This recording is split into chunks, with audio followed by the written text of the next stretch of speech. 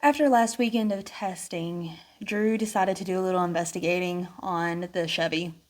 Found that we had several holes that were low on compression, so decided to tear it down and see if we could freshen things up and find some horsepower that maybe we were losing along the way. Luckily, got all that turned around within a week and a half. Things seem like they're running really well. Now we just gotta test it at the track. As far as the Mustang goes, made the decision to go ahead and pull the converter out, send it back, see if we could have it loosened up just a little bit. Still felt it was pretty tight off the line. Hopefully that adjustment helps us out. Able to get that back. Unfortunately, we're rained out for the weekend of testing. Well, unfortunately for Drew, he didn't get to do any testing. I was living my best life at Louder Than Life, even though it was pretty wet and muddy and gross. Still a great time. So now our plan is to head back out to Windy Hollow, try and get a last weekend of testing in, and hopefully find the improvements that we're really needing to see before going into this race.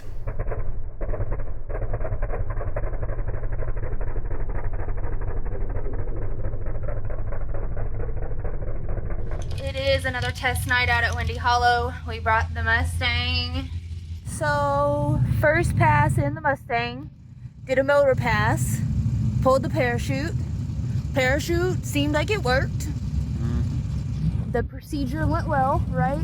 All right, so what'd you think on that run with that converter? It was slow. Slow. But it was just motor. Yep. So now turn the nitrous on. Yep. And let her eat. Yep. Yay!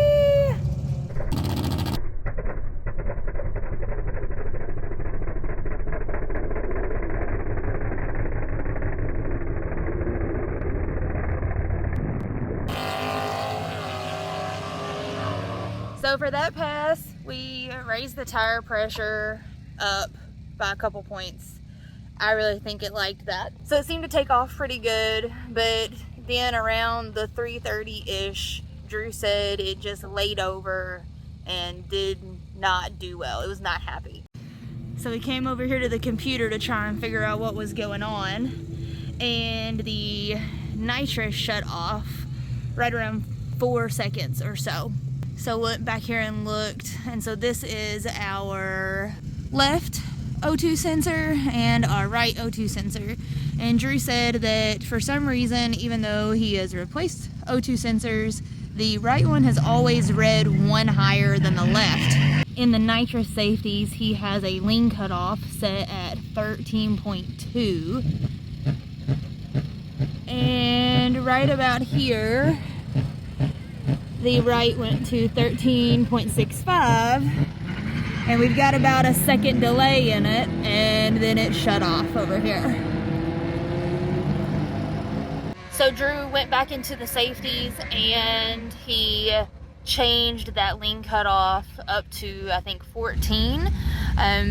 That one is not right. The left one is the one that is right. But you can't set it up to just ignore the right one. So hopefully that fixes our issues. I'm gonna make the exact same pass and see what it does.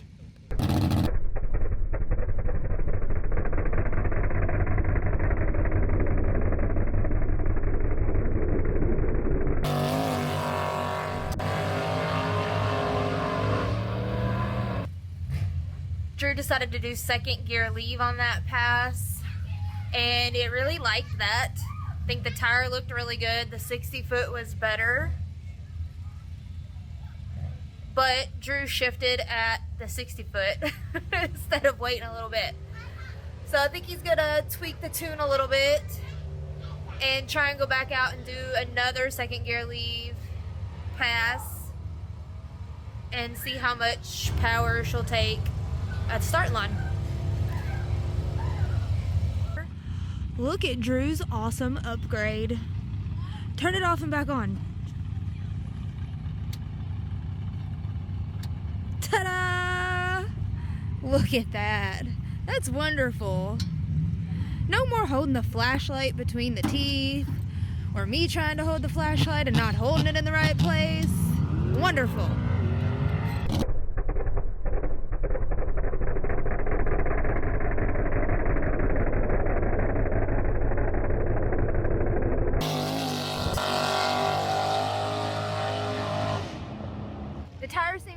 happy with that.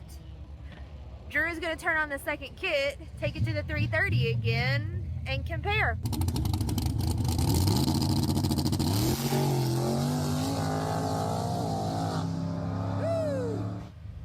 Well, that was a little spicy. Got a little nervous there, but ultimately everything was okay. The car in front of him did the same thing. Not sure if it was when the second kit came in or if there was something on the track. They went and checked the track though and said everything looked good. It is getting to the point where there's quite a bit of dew, so maybe that has something to do with it. There's also a transition out there as well from the asphalt to the concrete, but it left good. So I think we're going to turn up the leave a little bit more and then turn up the percentage of the nitrous as well. See what happens. Also gonna move the second kit back a little bit when it comes on.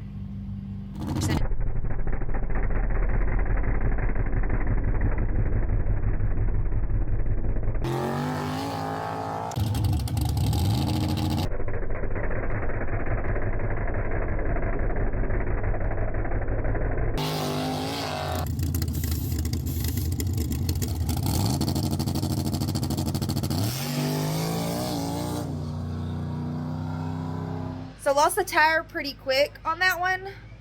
One, I think Drew was too far to the right. Two, there's a possibility that there was a little bit of oil that had gotten under the tire from one of the cars before him. So we're gonna try the same pass, everything, leave it all the same, just go back up, do it in the right lane, and see what happens.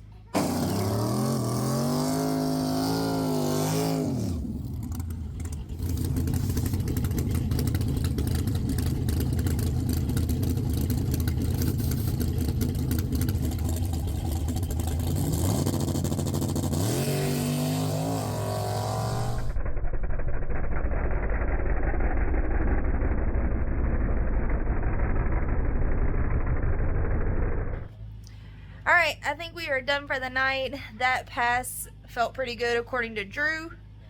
We did not get a 60-foot time because the sensors messed up tonight, but it was faster to the 330. So yeah, hopefully that translates to both kits all the way on out the back. A really good time.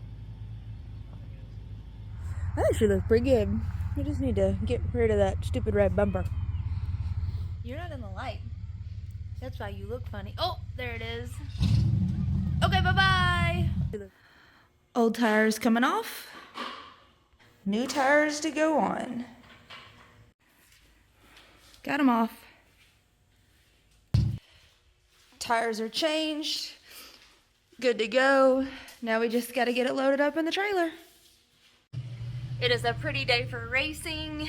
We just had driver's meeting. Unfortunately, in the right lane, the 60-foot and 330 sensors aren't working. But as of right now, the 8th mile is working perfectly, so we'll at least know who wins. So we're gonna set the tires, throw a tune in it, throw some weight in the back of it, and start our first time trial here in the next couple of minutes.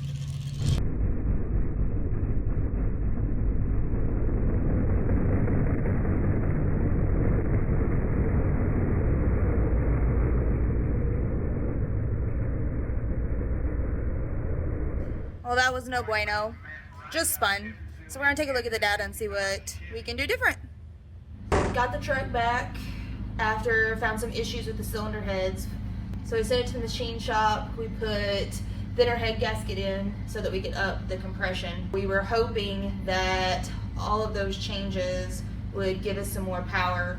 So for this pass, Drew has lowered the lead just a little, has adjusted the launch retard.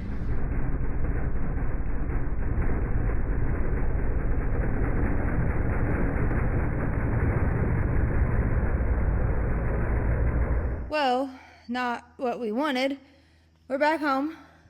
Truck's in the garage. On that pass, the tires didn't spin as bad. I was able to pedal a little, get back in it, and make the whole pass. But at the end of the pass, she was sounding pretty rough. Shut off.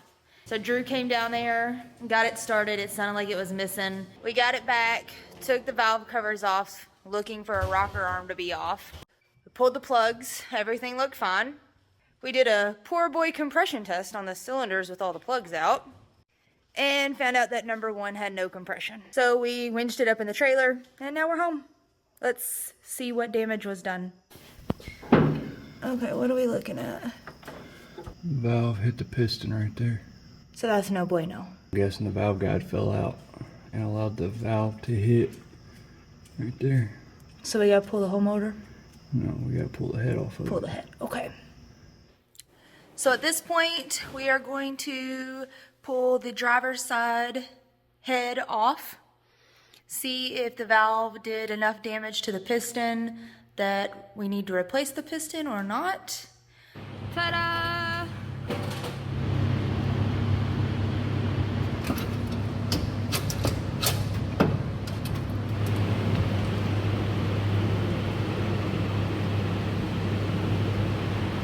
That is a up valve.